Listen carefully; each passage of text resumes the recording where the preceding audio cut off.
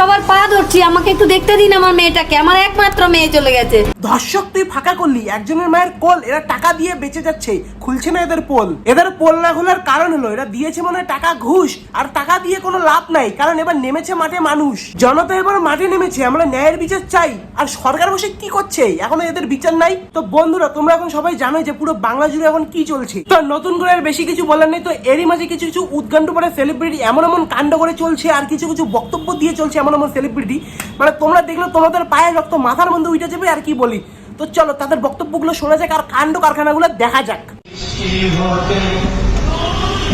একই দিদি guitar বাজাচ্ছ, guitar থেকে সাউন্ড বাজাচ্ছে না কেন? এটা একদম গ্যারান্টি এটা গিটারের দোষ, সাইন্টিফিকের কোনো দোষই থাকতেই পারে না। বাহ দিদি বাহ, দিদির কনফিডেন্স থেকে মাথা নষ্ট। দিদি এমন ভাবে গিটার বাজাচ্ছে আর মাথা নাড়াচ্ছে, মানে দিদি বা কত বড় একটা গিটারিস্ট। ও দিদি তোমার গিটারের সাউন্ড শুনে আমার কান ফেটে গেল তো। ভাই আমি দুনিয়ার মধ্যে অনেক গিটারিস্ট দেখেছি, কিন্তু এই দিদির মতো গিটারিস্ট আমি ফার্স্ট টাইম দেখলাম যে গিটার বাজাচ্ছে কিন্তু গিটার থেকে কোনো সাউন্ডই বেরোচ্ছে না।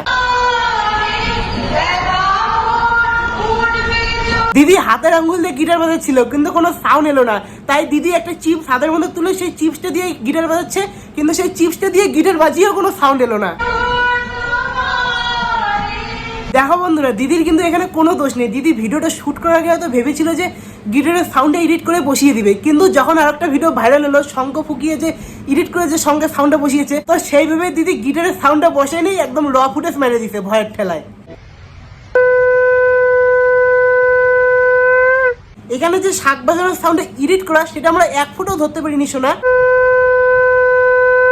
দিদির এই ভিডিওটা থেকে একদম স্পষ্ট বোঝা যাচ্ছে যে দিদি শাক বাজানোর অ্যাক্টিং করছে। ও আমি তো আবার ভুলেই গেছি, দিদি তো একজন বড়সড় অ্যাক্টর। আজকে 15ই আগস্ট। ও দিদি তুমি চোখের মধ্যে কয় কেজি বাম ঘষেছো তো, ওরকম যে অ্যাক্টিং করে কান্না করতেছো? সত্যি কি আমরা স্বাধীন হয়েছি? না আমরা স্বাধীন নেই তো, আমরা স্বাধীন থাকলে কি আরজিকারের এই ঘটনাটা ঘটে? আমি সবার পা ধরছি, আমাকে একটু দেখতে দিন আমার মেয়েটাকে, আমার একমাত্র মেয়ে চলে গেছে। একজন মা তার মেয়ের মৃতদেহ দেখবে, এটুকু স্বাধীনতাও নেই এই রাজ্যের মধ্যে। কেউ আমাদের দেখতেই দিচ্ছে না, বেলা দুটোই গিয়ে অনেক ঝামেলা করার পরে আমাদের দেখতে দিয়েছে। একজন মা যিনি তার মেয়েকে জগতের আলো দেখিয়েছে, ছোট থেকে বড় করেছে, কিন্তু সেই মাকেই এখন তার মেয়ের মৃতদেহ দেখতে দেওয়া হচ্ছে না। কিন্তু কেন দেখতে দেওয়া হচ্ছে না, কি রহস্য? 1 নম্বর প্রশ্ন। তারপর সেমিনার হল রুম কেন ভাঙচুর করালো? 2 নম্বর প্রশ্ন। স্বাধীনতার রাতে এই তাণ্ডব, এই দুষ্কৃতি তাণ্ডব কিভাবে? তারপর ধর্ষকদের এখনো শাস্তি দেওয়া হচ্ছে না কেন? 3 নম্বর প্রশ্ন। এই প্রশ্নগুলো তোমরা আন্দোলনের মধ্যে তোলো আর আন্দোলন চালিয়ে যাও, আমাদের ন্যায়ের বিচার লাগবে, উই ওয়ান্ট জাস্টিস। তারপর এবার সে আমাদের দাদা, যাকে আমরা বাংলার গর্ব বলে মনে করি, তিনি এই ঘটনাকে নিয়ে কি বলেছেন সেটাও তোমরা শুনে নাও। না আমার মনে হয় না একটা স্ট্রে ইনসিডেন্টে সবাইকে সমস্ত কিছুকে নিরাপদ না মনে করাটা ঠিক না। আরে দাদা তুমিও এই কথাগুলো বলছো? একটা মেয়েকে হসপিটালের মধ্যে আধের রাত্রে জানোয়ারের মতো করে ধর্ষণ করে একদম শেষ করে মেরে ফেলা হলো, তারপরে তুমি এই কথাগুলো এরকম করে বলতেছো? একটা স্ট্রে ইনসিডেন্টে বারবার এই একটা ইনসিডেন্ট এরকম একটা ইনসিডেন্ট করতে করতে হাজারো হাজারো মেয়ে ধর্ষণ হয়ে মরে যাচ্ছে, কিন্তু তারপরও মেয়েদের কোনো নিরাপত্তা হচ্ছে না। কিন্তু মেয়েদের নিরাপত্তার দিকে কোনো ধ্যান না দিয়ে ধর্ষক হওয়া মেয়ের পরিবারকে 10 লক্ষ টাকার লোভ দেখানো হচ্ছে। একটা মেয়ের জীবন কি 10 লক্ষ টাকা? 4 নম্বর প্রশ্ন। একটা ইনসিডেন্ট দিয়ে জাজ করা উচিত নয়। দাদা তুমি আবার বলছো একটা ইনসিডেন্ট দিয়ে কোনো জাজ করার দরকার নয়।